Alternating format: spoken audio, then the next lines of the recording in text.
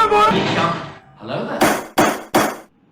The cinema courtroom is now in session.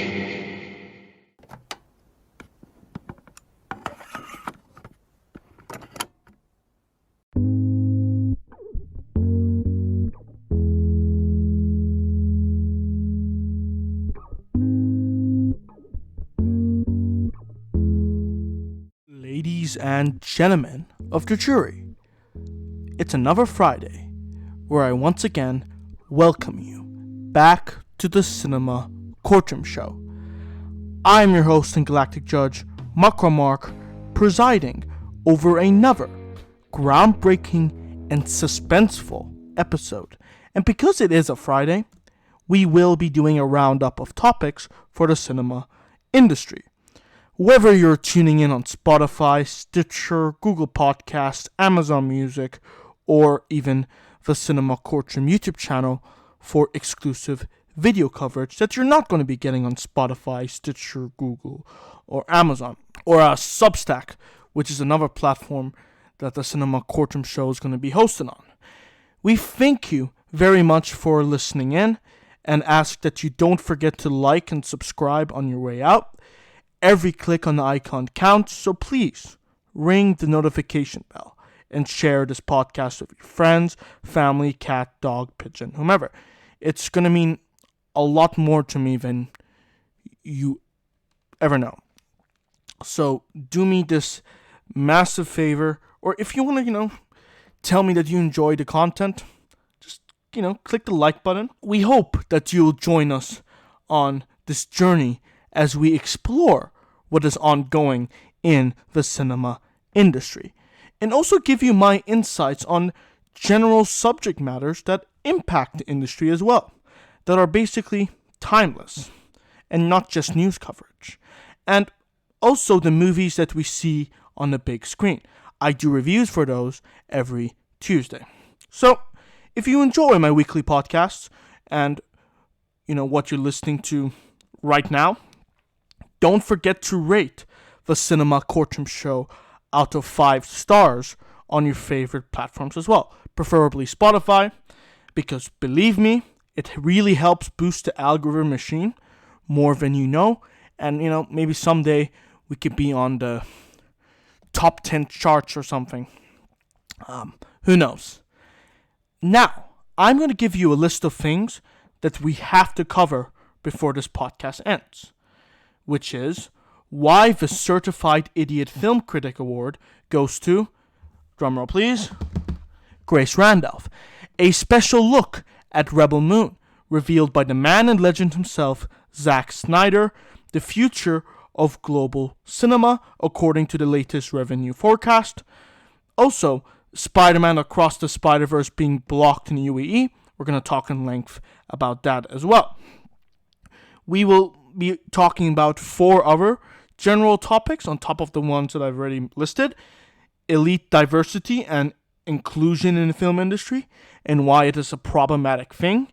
And to all my gamer listeners out there, whether or not the gaming industry is radicalizing cinema, why film festivals are vital for long-term prosperity for filmmakers, and finally, to finish off this 35th episode of the Cinema Courtroom Show, the correlation between box office and critical engagement. Without further ado, let's not waste any more time and get started on why Grace Randolph is an idiot. Last Thursday, I was scrolling on Twitter. What can go wrong, right? New management turned Twitter into a savory and sweet source of revenue pie. Users gatekeeping other users. Horrible takes, which I'm going to get to in a second. And what's more, random ass tweets showing up in my recommended feed. Lovely. So anyway, I gleefully scroll on Twitter, right? And there is a particular film critic who pops up who I haven't checked out in a long while because I'm too busy doing my own thing. And I don't like her. It's Grace Randolph. With a tweet. And unfortunately, I have stumbled upon the misfortune of reading her poopy tweet. Now here's the thing, ladies and gentlemen. Randolph's tweet is actually very relevant to the cinema industry, which is what we talk about on a regular basis here in the Cinema Courtroom show. And let me explain to you why that is. Grace Randolph tweeted the following, and I'm just going to pull up a screenshot of her tweet so that I can quote her accurately. Okay. All right. So this is what she tweeted, and I quote, "Anyone who supports AI, artificial intelligence, is probably not very creative to begin with, and therefore welcomes the crutch." So this is what Grace Randolph tweeted with her own words, not mine. Yikes. Big yikes. Yeah, no, this is an asinine thing to say. Alright, now it's essential to also note that she said this in response to Secret Invasion, which is now currently streaming on Disney+. The second episode got released this Wednesday, so here's that for your information. Basically, Secret Invasion utilized artificial intelligence to generate the intro of the first episode of Secret Invasion. Now, I don't know if we're going to use it in the second episode because this podcast is being recorded before the debut of the second episode. But I think we're just going to keep it in the first episode. And maybe if you read all the backlash online surrounding that, and we might remove that artificially generated intro.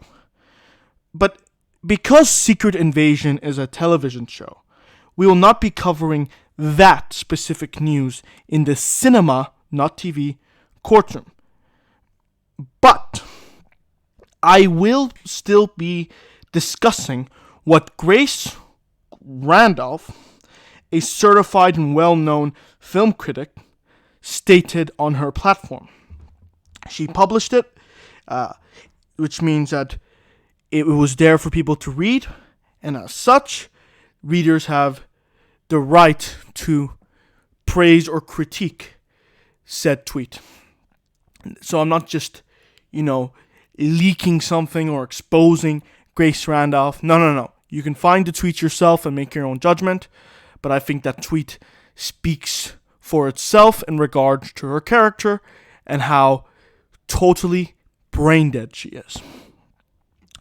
What I will basically be doing is pretending that Grace Randolph is listening to this insignificant podcast. Actually, you know what's funny?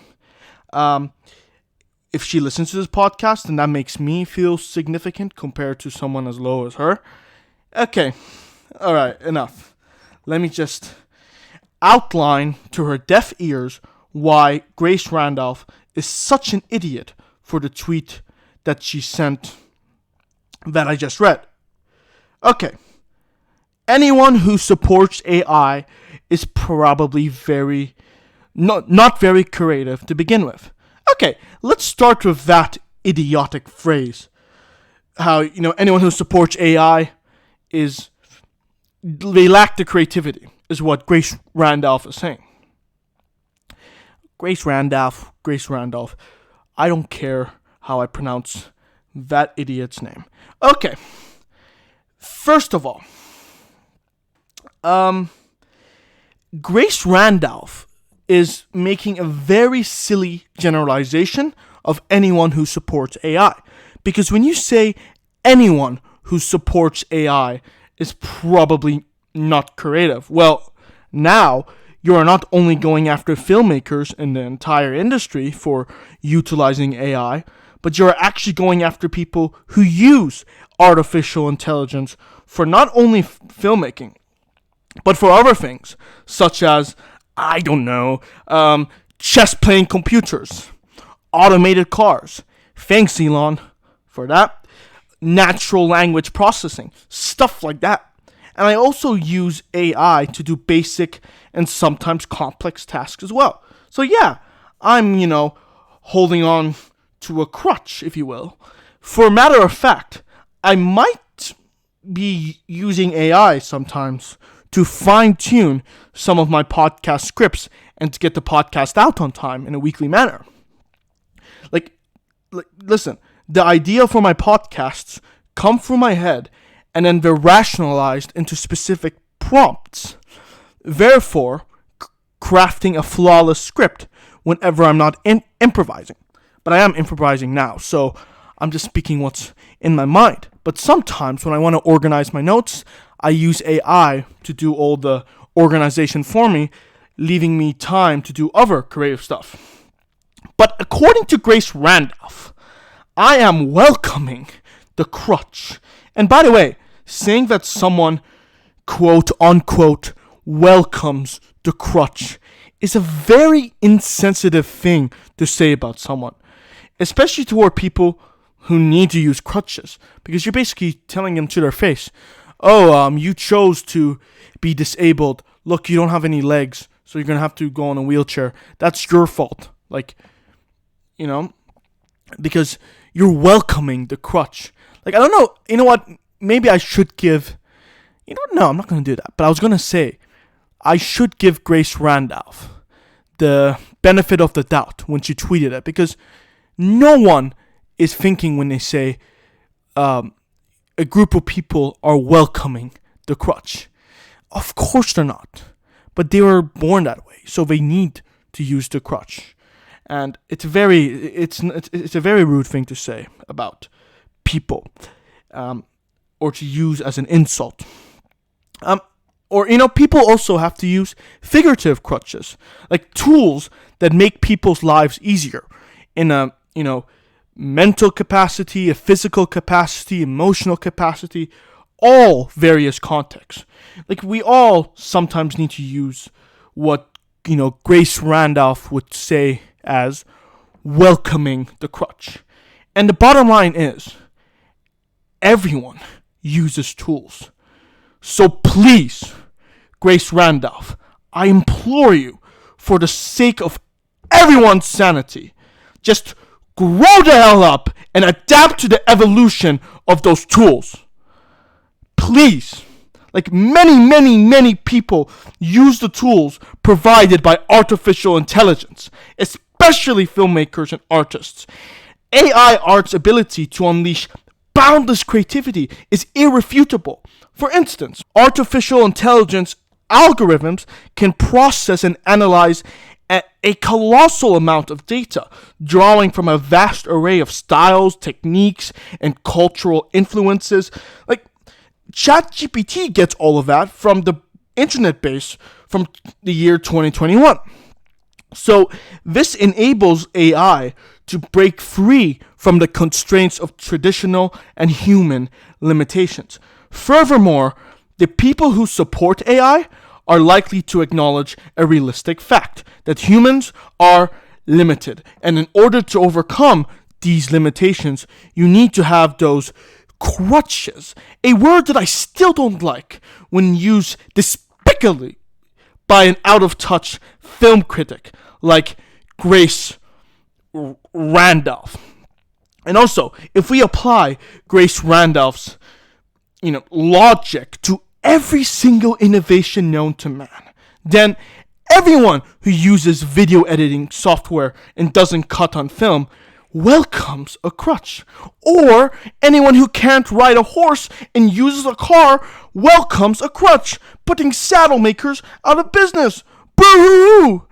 Well, while we're at it, you can also say anyone who streams their movies and shows and doesn't purchase DVDs welcomes a crutch, right? Just like when people also were like, printers are gonna go poo-poo on the art industry, and yet the art industry is still thriving like ever before. So again, and respectfully, shut up, Grace Randolph. Grow up.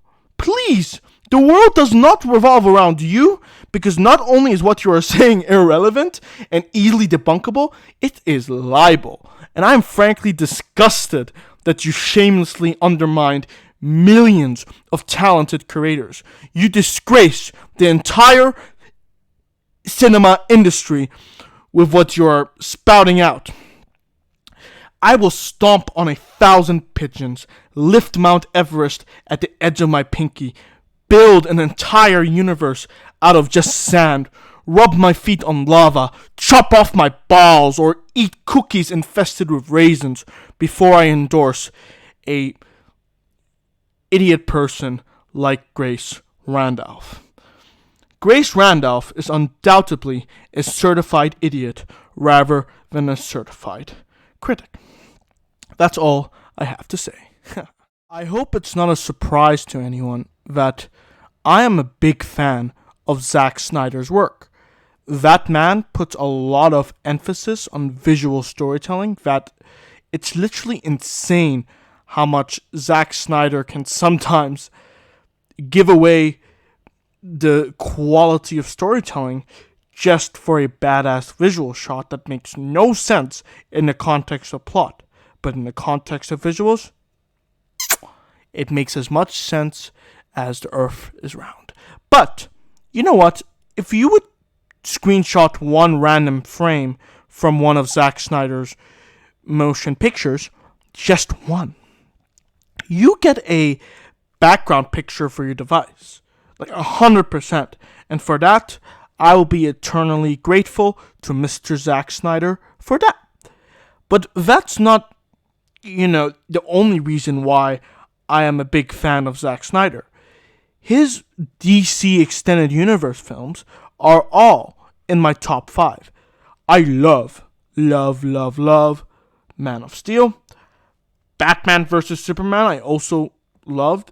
When many critics found it controversial to even like it, I was the one that stood by that movie, and I will continue to do so till this day. And in fact, I'm very disappointed that perhaps the rebooted DCU slate might not retain the same tone of Batman vs. Superman, nor Man of Steel, or Zack Snyder's 4-hour Justice League cut, which is kind of almost equivalent to watching 4 hours of the Lord of the Rings Return of the King extended edition. I wish that movies like that are longer. I really do. So yeah, I found Justice League to be that enjoyable because of Zack Snyder's brilliant screenplay and visuals for those characters. Which is why you shouldn't be surprised if I find the idea of Zack Snyder helming a project to be very exciting. And Rebel Moon, which we don't really know much about, is one of those projects, directed by the man and legend himself. So anyway, Rebel Moon, from what we know, is a Netflix original film that is supposed to come out on the 22nd of December this year. The description for that is as follows.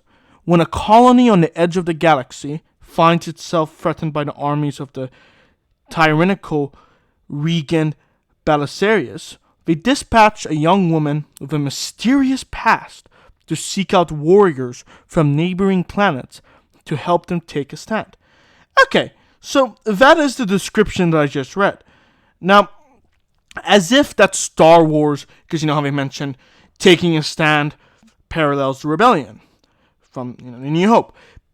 If that parodied plot wasn't sufficient enough to evoke your interest in that movie, well, maybe, having your first look at it might get you very excited. It sure got me excited, because when Zack Snyder dropped some new footage at Netflix Tadum convention, and let me just say that the budget level looks very high for this movie. And it's crystal clear that Zack Snyder can do science fiction and is very acquainted with the prospect of edge of galaxies locations, as we got to behold a long time ago in Man of Steel. So while I wasn't thrilled with his last feature film, Army of the Dead, even though it incorporated from interesting concepts, including this for Army of the Dead. It implied that there was some time paradox that I don't think is going to get explored until the Army of the Dead sequel, if there ever is going to be one. I hope there is, but, I kind of didn't enjoy Army of the Dead as much as other people did. I still enjoyed it to some degree, but I don't think it was as well written as opposed to Zack Snyder's other movies. So, I'm kind of half skeptic and half very excited for Zack Snyder's new Rebel Moon feature. And you know what? Let me just go back a bit. Army of the Dead might just be one spoiled yellow apple in a basket of mostly shiny green ones. Because the bottom line is, Rebel Moon looks epic, and it seems to even have a vast scale as well, as a movie should. The question I have for you, though, is what do you think about the notion of Rebel Moon directed by Zack Snyder? Have you watched the new footage for it? If so, what did you think about it? Did you like it? Did you not like it? Are you even a fan of Zack Snyder to begin with? Whatever your valuable insights are, share them with me in the comments section below, or perhaps reach out to us through our Twitter inbox at Cinema Court. The next thing I want to talk about is an insightful new article published by The Hollywood Reporter that I just read, and I think I want to go back to it here in this podcast segment. Basically, the article titled Global Cinema Revenue Forecast, PwC's Outlook on Pandemic's Impact, offers what I believe to be a comprehensive analysis of the industry's recovery and future growth post-coronavirus. And you know what? Upon reading the article, I couldn't help but feel a sense of optimism for the cinema industry. Because despite the setbacks experienced during the COVID-19 pandemic, PwC's forecast paints a promising illustration of rapid recovery. They project that cinema revenue will reach an impressive $52 billion by the year 2025. So, a couple of years from now. One aspect that caught my attention the most, though, was the increasing influence of the Chinese market. It's fascinating to see how China is poised to surpass the United States as the largest box office market as early as even, this year, 2023. This showcases the immense growth and potential of an industry as big as China, and it's a very exciting development to witness if you're, eager for the cinema industry to rise up above the water. However, it's undeniable that the rise of streaming services has still disrupted the traditional theatrical experience. Like many movie enthusiasts, and even now, but many movie enthusiasts during the COVID-19 pandemic, which still feels like only yesterday that we had to argue with tinfoil anti-maskers, I found myself opting for at-home viewing options more than the cinema more frequently. Like, remember Christopher Nolan's Tenet movie during the early lockdown? Well, I waited until that movie came out on digital. I didn't end up watching it in a theater. That's how cautious that we had to be as consumers during the pandemic. And this drastic shift from a strong theatrical experience to now more people utilizing streaming services has prompted cinemas to find ways to entice audiences back. So, yeah, the pandemic had a huge impact on cinema revenue, because now cinemas are coming up with ways to just, give people incentive to go back to the movie theaters. And yeah, after reading the latest PwC forecast, it just reaffirms to me the resilience and adaptability of the cinema industry. Despite the challenges faced during the pandemic, the future still looks bright as long as theaters continue to be innovative. Audiences, including myself, are craving unique and communal experiences that only the silver screen can offer, ladies and gentlemen. What are your insights on the future of global cinema revenue? Are you optimistic for the future of global cinema, or are you pessimistic? However you feel about the subject matter, optimistic, pessimistic, somewhere in between, share those uncensored feelings with me in the comment section below, or maybe even reach out to us through our Twitter inbox at Cinema Courtroom. You have a choice between saving one person and saving every world. I can do both!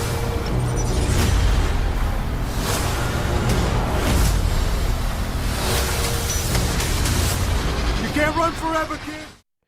Now, in this next podcast segment, I'm going to be trying to avoid stepping on as many Lego bricks as possible, because the next thing we will be conversing about here on the Cinema Courtroom show is Spider-Man Across the SpiderVerse being banned from theatrical chains in the UAE, a country that I happen to be residing at the moment.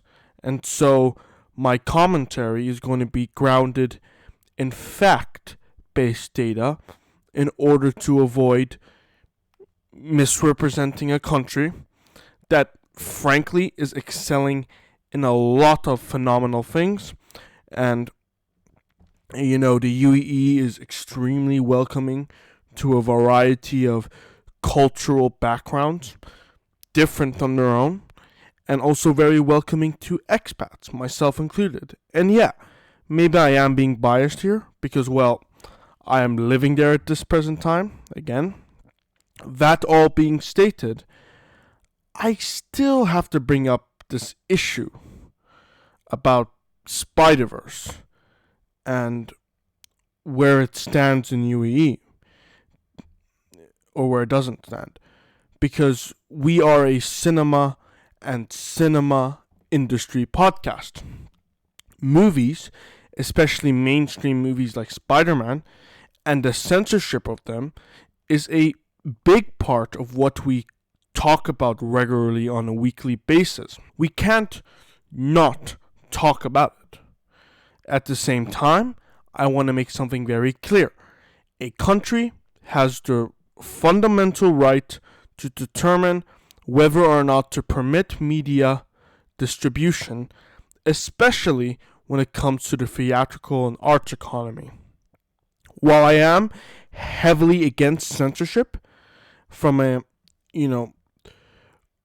as a part of my own personal philosophies, I still believe, it's another philosophy of mine, that a country should have the liberty to form its own laws, especially when it comes to the art economy, which I think is one of, in the grand scheme of things, one of the harmless economies to mess with.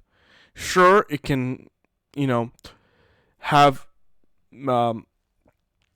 consequences if you mess with it, but not as big as, let's say, I don't know, the military or or a Medicare or stuff like that. Art is just something that our eyes consume and that we think about and create jobs, but it's not something that a country should be policed on how it deals with art. So, yeah. And the International Court, or whatever you call it, has no right to stomp on a country's cultural belief either. Like, it shouldn't even be debatable at this point. Just like Western countries have the right to, let's say, release as many LGBTQ plus movies as they please. Whether or not those movies will make money is irrelevant, but they have the right to release or ban, like the UAE is doing, those movies. Countries like Saudi Arabia, China, and the UAE have the right to reduce or outright ban content if they so wish. Okay, so now that I said my disclaimer, here are the facts, and then we will have commentary based on those facts. So what we are not going to do, especially in the comments section, is that we're not going to immediately jump into the commentary without knowing the facts first. Listen carefully. It's about Spider-Man being banned in the UAE and the nuance of that decision, however disagreeable it may seem. Spider-Man Across the SpiderVerse, again, please listen very carefully, because I don't want to misrepresent the UAE censorship board. Spider-Man Across the SpiderVerse was originally going to get delayed from the June 2nd release date. So June 2nd was when Spider-Man Across the SpiderVerse was going to get released in a majority of countries. Not banned, Spider-Man was only being delayed because the cinema chains in the UAE wanted to bank Spider-Man as ammo in order to have it released during the Eid celebration, which was on June 22nd. However, those plans ran into a 5-second blink and you miss it complication. A transgender flag being shown in a background frame of the Spider-Man Across the Spider-Verse movie. Now, at the time of this recording, SpiderVerse is currently resting at a 96% Rotten Tomatoes score. And when I checked last week, it was actually resting at 95%. So, only a 1% increase. But holy shit. Like, the fact that you'd figure that it would just rest at 95%. But clearly, they had 10 other positive reviews that just boosted it up, which is very significant. And it's something that I believe contributed to the controversy behind the movie being banned, because it's a movie with insanely good reviews. People are saying it's like better than The Dark Knight even. So these raving reviews are no joke. And so naturally, we would be very conflicted as to why the heck cinemas in the UAE would miss out on having sold out tickets and high profit margins. Understandably so. We should be frustrated because this is something, cinemas in the UAE are missing out on. But we still need to look at the bigger picture, and whether or not you agree with that picture is irrelevant. See, to comprehend why Spider-Man Across the Spider-Verse is blocked in the UAE, we need to see it through the censorship board's eyes. Not as an audience member, and certainly not me as a film pundit. From what I understand, and based on my own viewing experience, the UAE censorship board, and this is something that might surprise you, it will still play a picture that exhibits a gay or lesbian couple, or someone who's implied to a character who's not heterosexual. Granted that the movie in question is not geared towards children, and that it is given a firmer age rating than most of the other movies. For example, when I watched Doctor Strange in the Multiverse of Madness, which was rated PG-15, not 13 because of this very reason, they didn't cut out the scene where the character who works with Doctor Strange, America Chavez, talks about her two moms. I don't remember if it showed them kissing in the scene, or maybe it was just hugging, but whatever. It was crystal clear that it was a lesbian couple. But you know what? The UAE allowed that to be shown. And you need to know why they allowed that to happen, and to begin with. Because while yes, most MCU films are geared towards a younger population, it's mostly toward a teenager demographic, which is why they permit characters to say words like shit.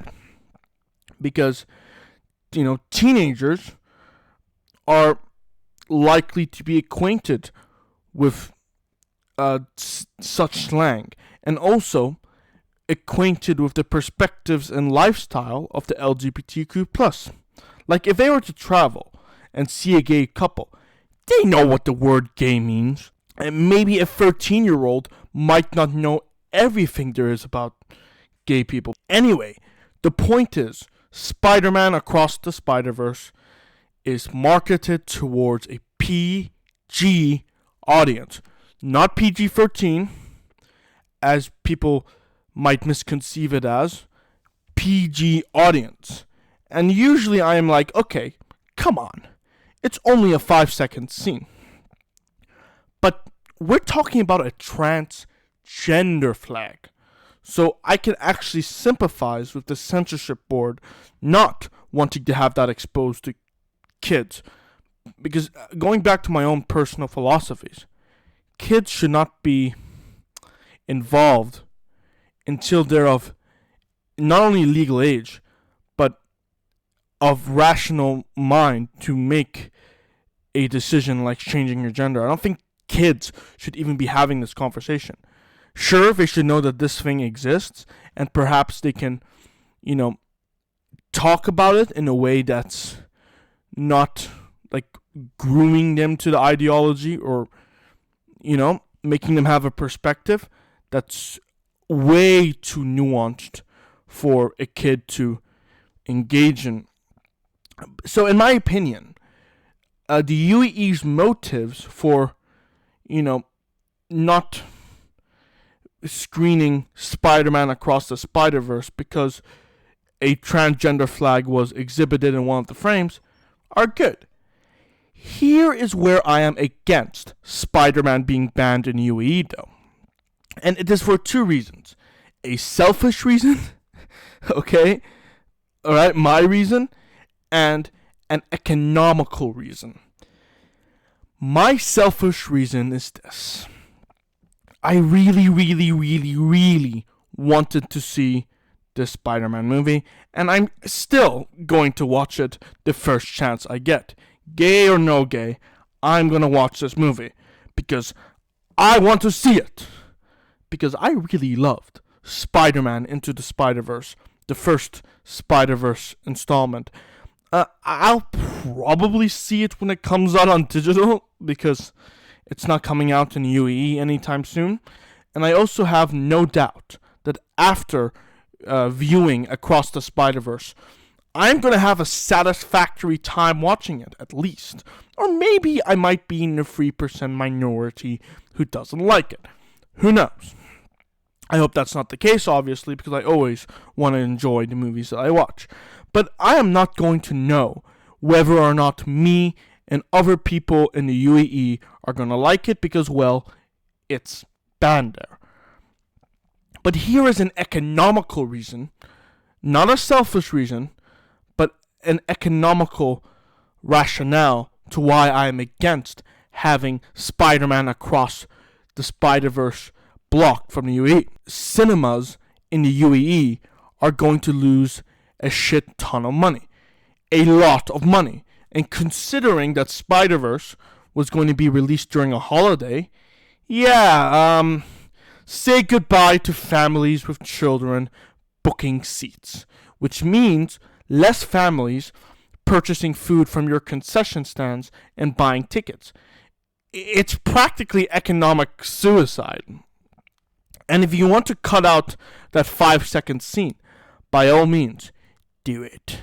As long as you're not cutting a significant chunk of the movie to the point that it's become unwatchable or not worth the value of your ticket. But if you have to cut a 5-second scene, go ahead. When Fantastic Beasts was released in the UAE, they cut like 2 seconds, and the movie was not affected. So they can do the same with Spider-Man Across the Spider-Verse.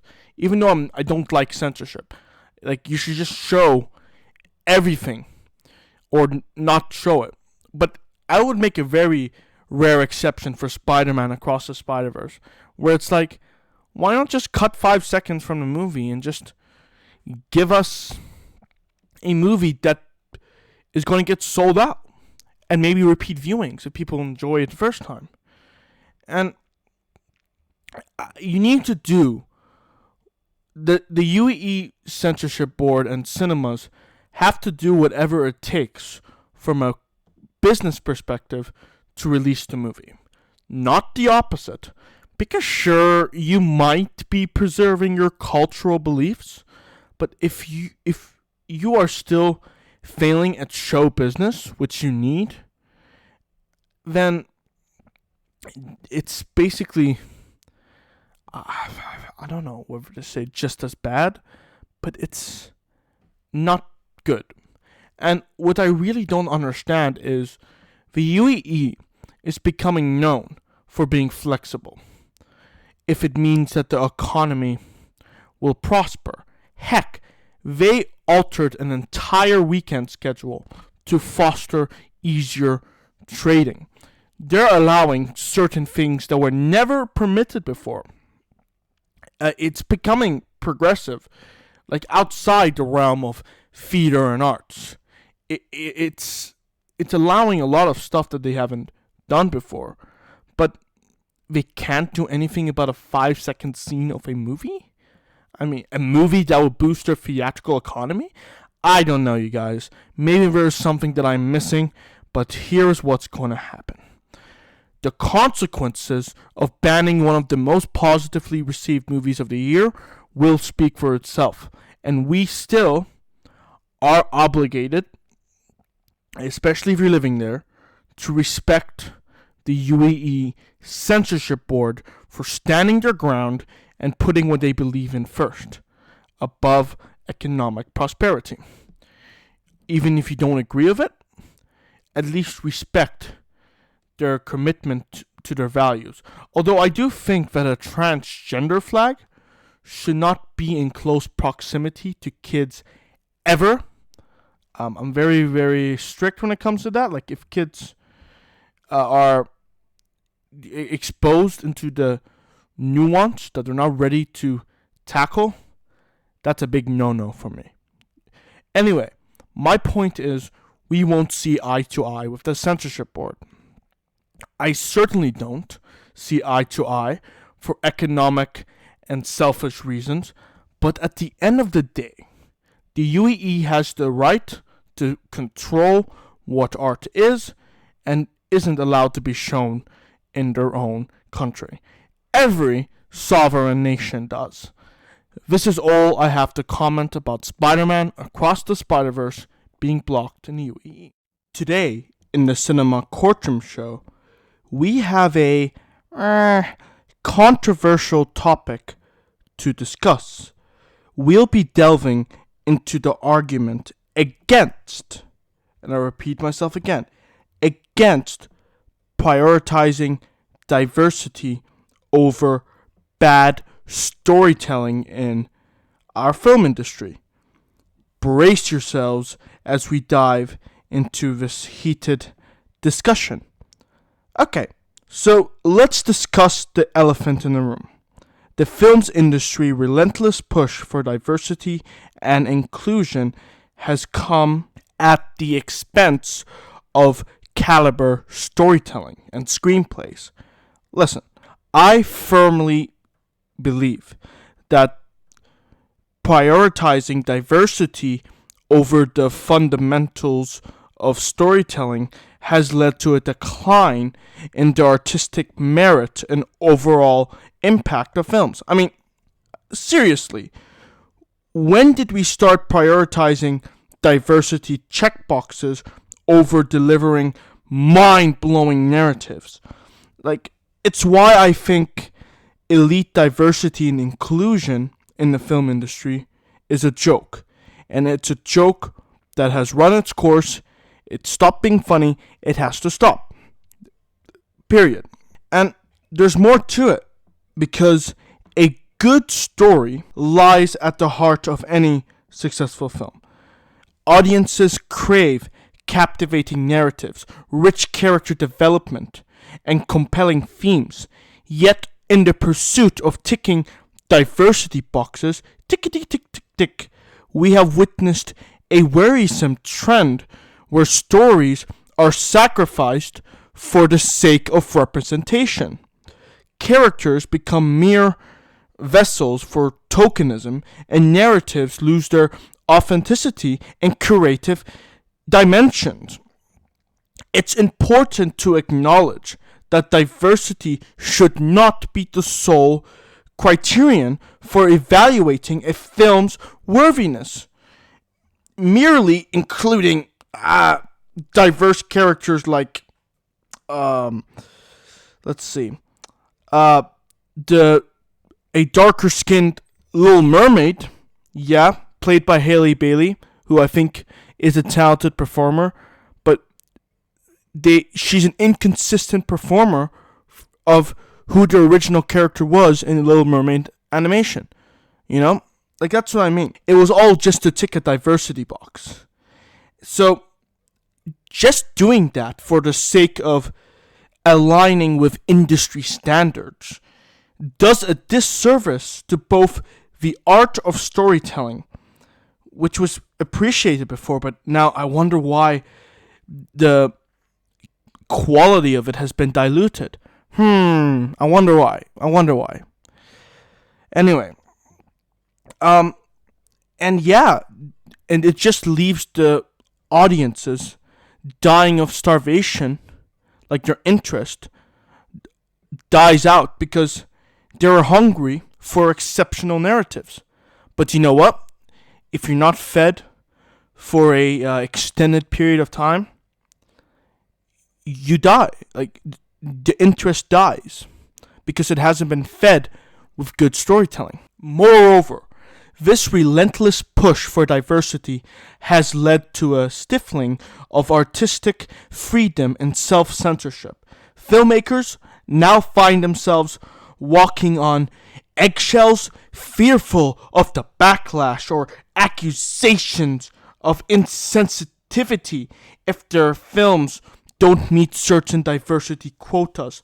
This fear-motivated approach hampers creativity and inhibits the exploration of bold and thought-provoking scripts for cinema portrayals.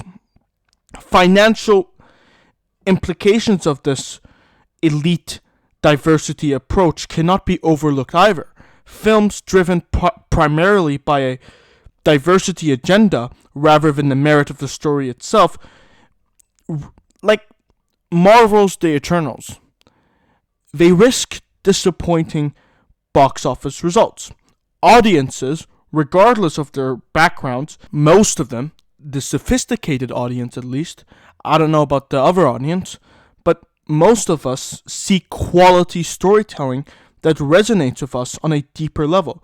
Neglecting the fundamentals of storytelling in favor of diversity-driven narratives alienates and disappoints moviegoers. Let me be clear, ladies and gentlemen. Okay? This argument is not an endorsement of exclusion or a call for a lack of diversity. In fact, I believe diversity in the film industry, if it fits the character, is undoubtedly important, but it should not ever overshadow the necessity for exceptional screenplays. True diversity, in my view, lies in the richness of perspectives, experiences, and storytelling techniques that can be woven into narratives organically and authentically. In conclusion, it's about time that we just challenge the prevailing notion that diversity trumps storytelling quality in the film industry, because we have a black Little Mermaid who goes by the name of Ariel, the Scuttlebutt song is less bad because, oh no, we have a black character in it. Or we have Aquafina, who's an Asian voice actor. You know, that makes in my opinion, the negative aspects of The Little Mermaid, that's compensated because of diversity. And you know what? That's stupid. Anyone who thinks that are just morons. So, rather than, me calling a bunch of people morons for the next few minutes, I'm just going to leave you with this. Why can't we just prioritize the craft of storytelling, where creativity, authenticity, and the ability to engage and captivate audiences take center stage? Because by doing so, we can ensure that films deliver on their true purpose to entertain, inspire, and provoke meaningful thought.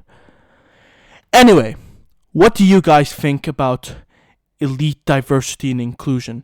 Do you agree with my take? Do you disagree?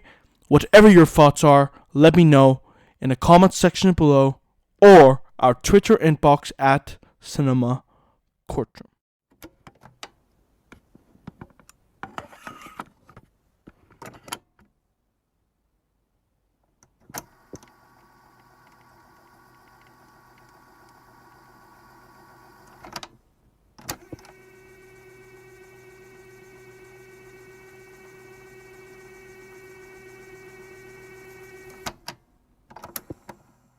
This is a topic that might make you question the way you perceive both cinema and gaming.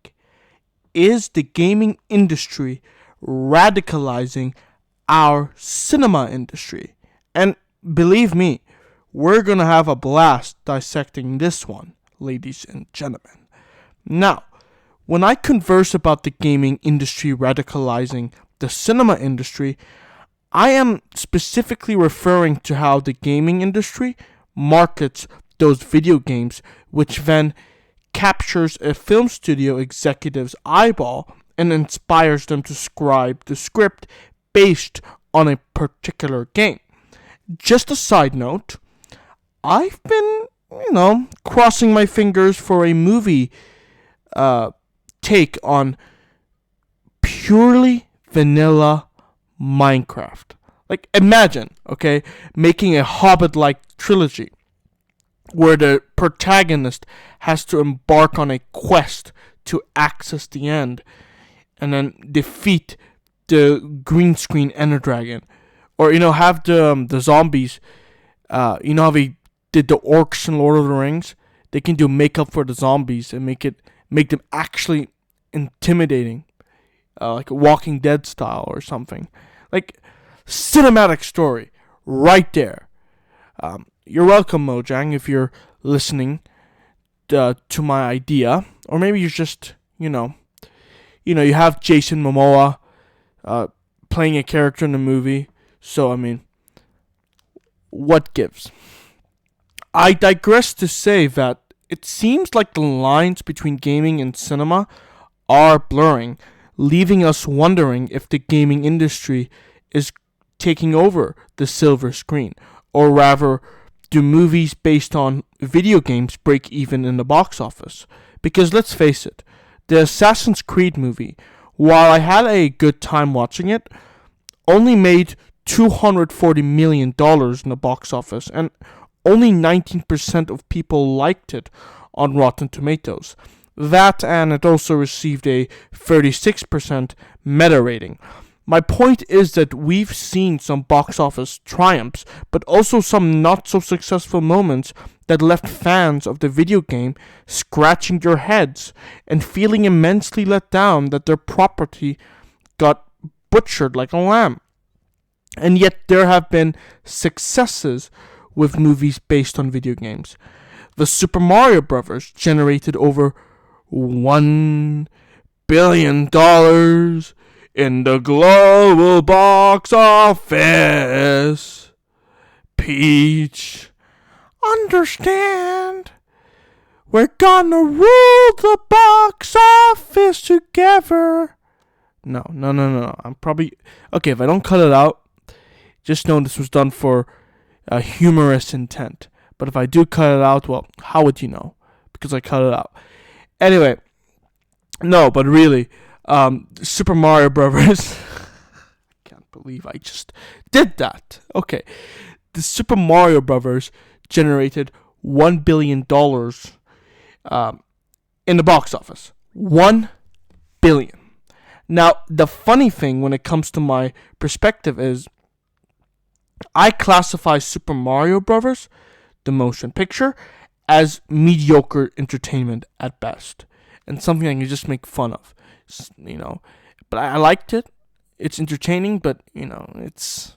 And you know what? I really think that it suited the adaptation of the Mario game even more, as opposed to just making it a certified Spielberg classic. So what I mean by that is it suits the Super Mario movie more to make it mediocre than just some thought-provoking, oh, are we alone in the universe? Oh, I'm very sad. Oh, look at eternal struggle. Oh, wow. So complex. No. Super Mario Brothers is just bouncy mushrooms. A princess called Peach who actually looks, pretty hot. I get why Bowser is into her, but whatever. That's as much as a conflict you're gonna get, internal relationship wise. So anyway, the Super Mario Brothers made bank in the box office because Mario is a game that is cherished by multiple generations. Kids love Mario, teens love Mario, adults love Mario. I really like Mario. I don't know if I love it, but whatever. I enjoy it.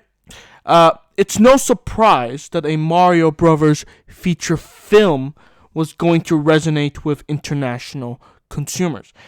I'm not counted in the box office for Super Mario Brothers, by the way, even though I've watched it, because I watched it when it came out on digital.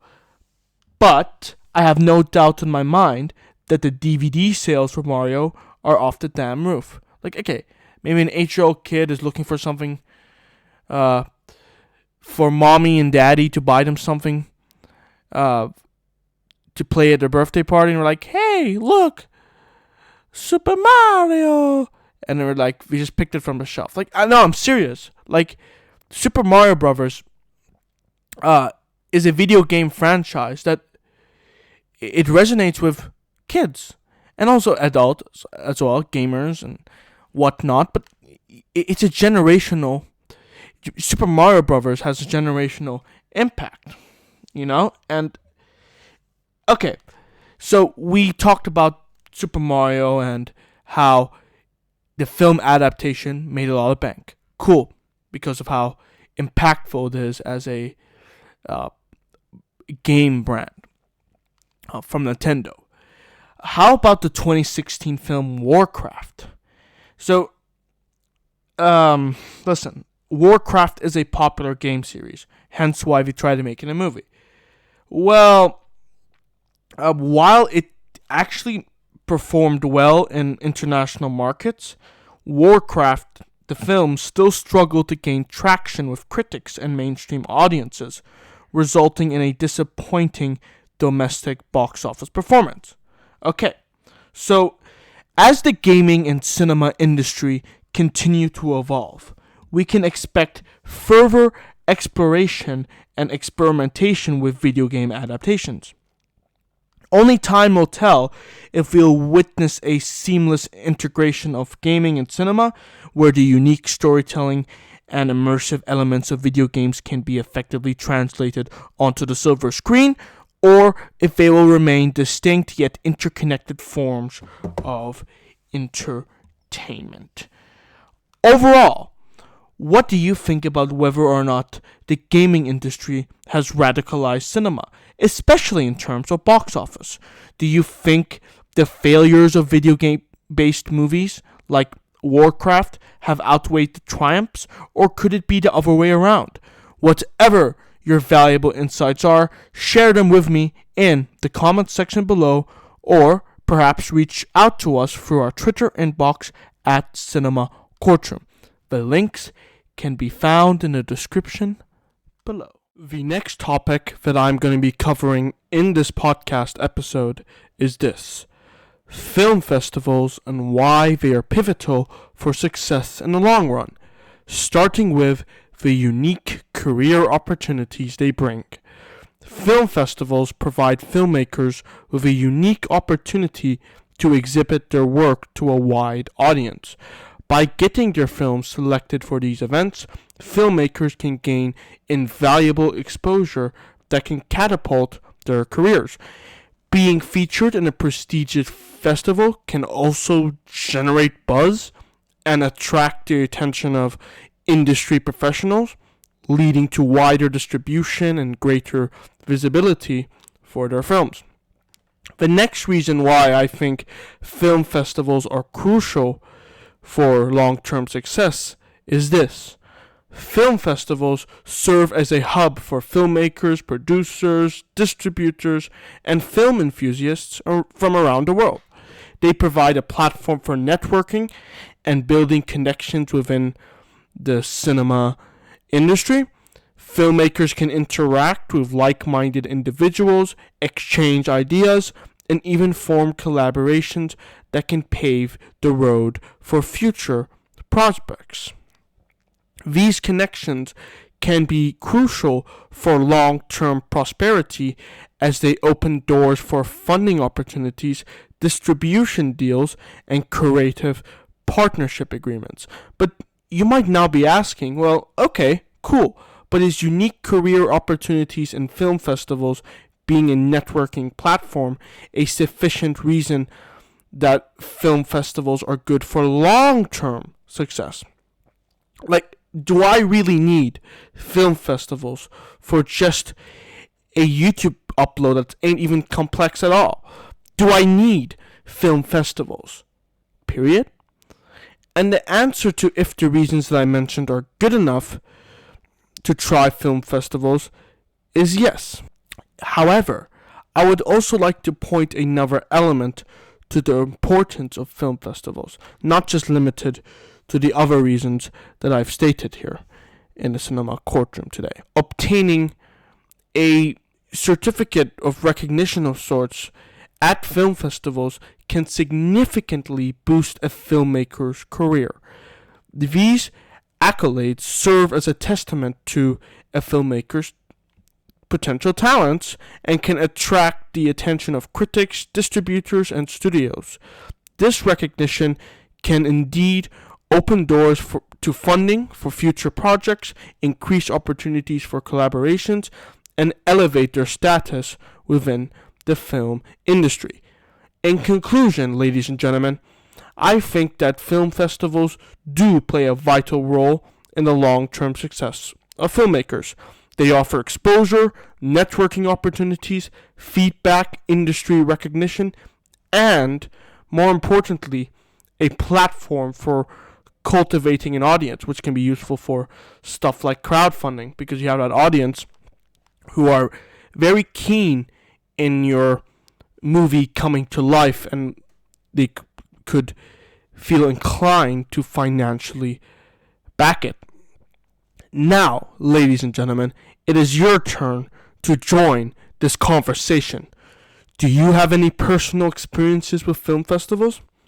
I currently don't, but maybe those of you listening do. What impact do you think film festivals have on filmmakers and the cinema industry as a whole? Share your valuable thoughts with us in the comment section below, or reach out to us through our Twitter inbox at Cinema Courtroom. It is a question that has evoked numerous debates in the world of cinema.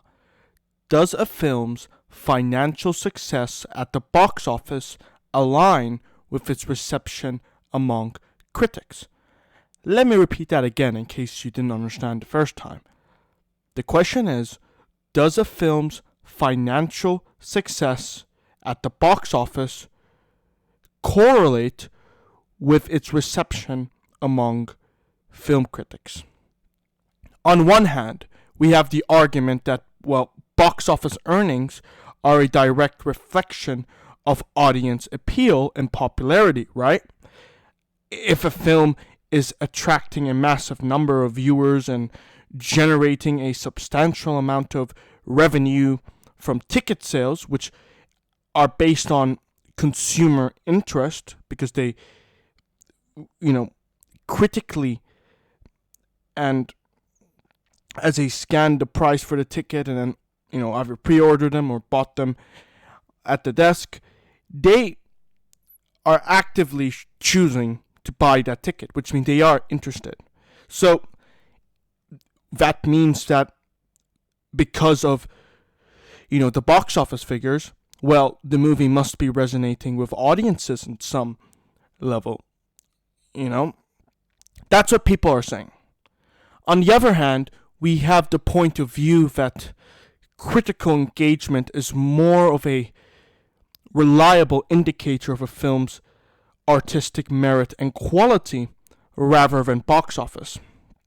See, critics often analyze various aspects of a motion picture, which includes its screenplay, performances, direction, and thematic depth.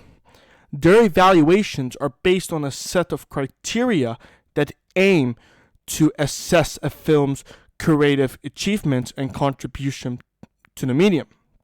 Now that's critical engagement, and the argument that, well, no, there isn't really much of a correlation with critics in the box office because there are other merits. Alright, so I think that it's crucial to note that box office success and critical engagement, I believe they don't always go hand in hand. Ladies and gentlemen, there have been instances where films with immense commercial success received mixed or negative reviews from critics. The Super Mario Bros. This year consolidated $1 billion in the global box office. So that was, ladies and gentlemen, once again, Super Mario, a box office success. However, if you take a look at the Rotten Tomatoes score for that movie, it's actually resting at 56%. I know, there are people that are like, well, 50% is still a pass, right? Well, as one would tell their ex-girlfriend, my love for you was only 50%. So, if you were to have an unsophisticated outlook on things, you might be like, okay, well, she loves me 50%. Or if you're, attracted to males, if you're a girl or gay, whatever, oh, he loves me 50%. It's like, if you're unsophisticated, you'd be like, yeah, 50% still a pass. But you know very well that if it's not at like at least 75% or 80%, right? Then it's kind of like, it's not really that good. So you might question that Rotten Tomato score and be like, okay, but the Super Mario Bros. Made $1 billion. That means people had to like it, right? Because $1 billion worth of people purchased tickets to watch a showing of the Super Mario Bros. In theaters.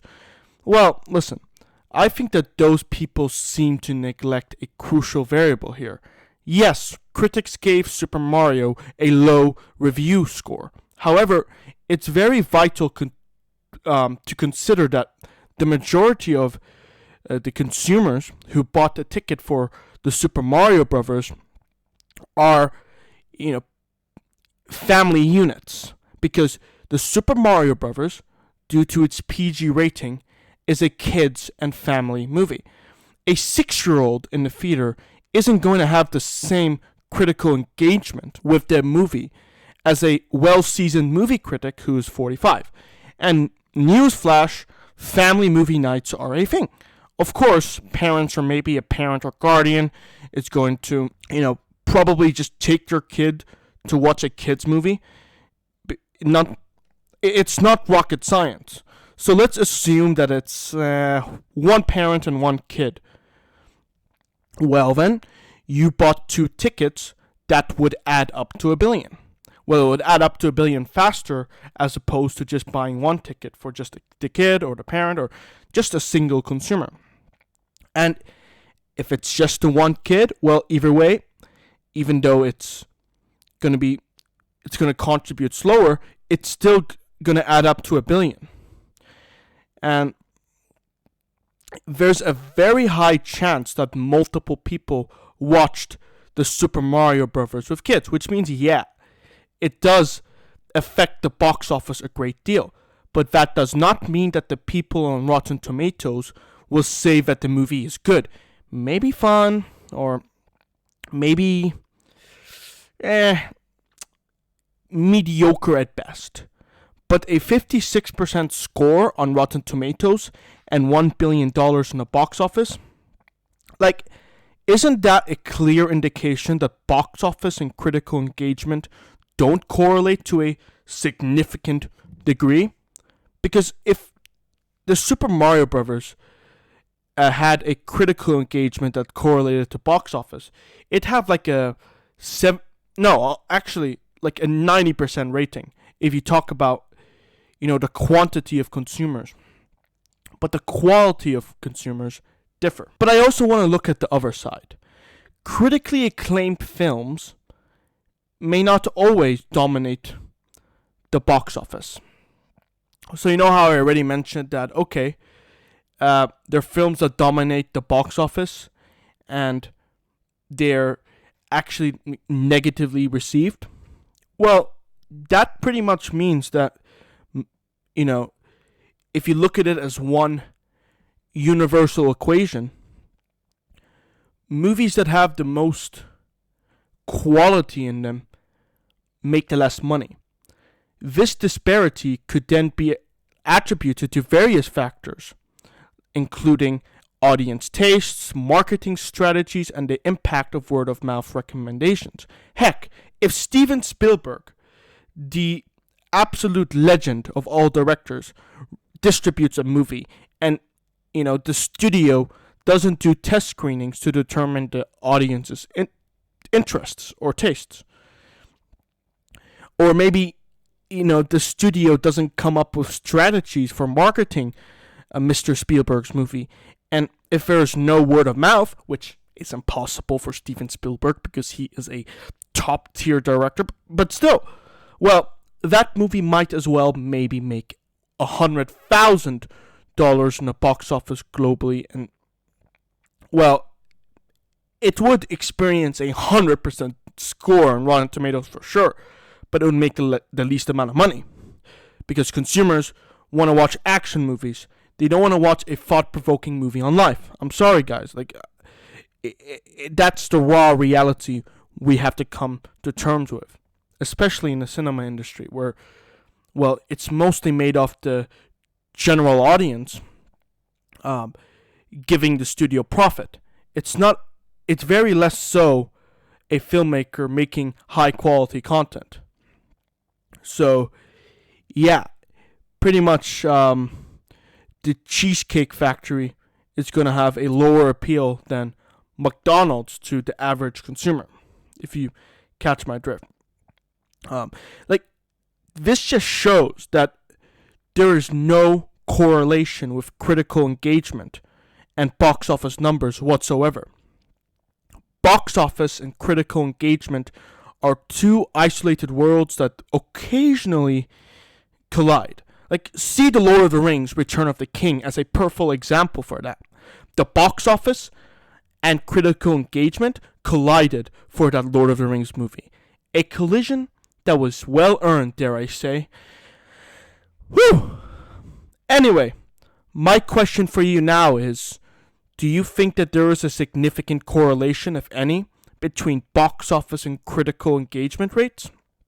While you're at it, let me know why you think that there is a correlation between box office and critics, or why there isn't a correlation between, box office tickets and critical engagement. Whatever your valuable insights are, share them with me in the comment section below, or reach out to us through our Twitter inbox at Cinema Courtroom. We have now reached the end of this podcast. Thank you very much from the bottom of my heart for tuning in to the Cinema Courtroom Show, where we conversed about the latest cinema industry topics. I had a lot of fun doing this podcast, and I apologize for whoever didn't expect my loud rant on Grace Randolph in the very first topic. But hey, we're pretty much laid back and uncensored here on the Cinema Courtroom Show. So, yeah. But if you still enjoyed the episode, make sure to subscribe if you enjoyed this installment of, again, the Cinema Courtroom. I hope to see you guys again in the next episode of the Cinema Courtroom Show, which launches on Spotify, Anchor, Substack, Stitcher, Google Podcasts, Amazon Music, or the Cinema Courtroom YouTube channel. Thank you once again for listening till the end. I am your Galactic Judge Makram, and I hope you have a spectacular day.